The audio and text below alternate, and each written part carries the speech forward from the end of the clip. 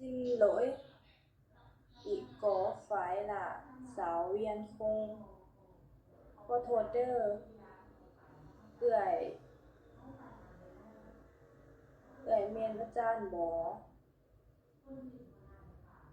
เบิ่งโต้ยล่ะสาวเวียนโดยข้อยเป็นอาจารย์ก่อนแองล่ะหญ้าบาวฝ่ายคงส่วนอ้ายเด้อ้ายแม่นนักข่าวแม่นบ่คงโดยคงฝ่ายล่ะหญ้าบาวบ่ข้อยบ่แม่นนักข่าวแองล่ะนี่สิ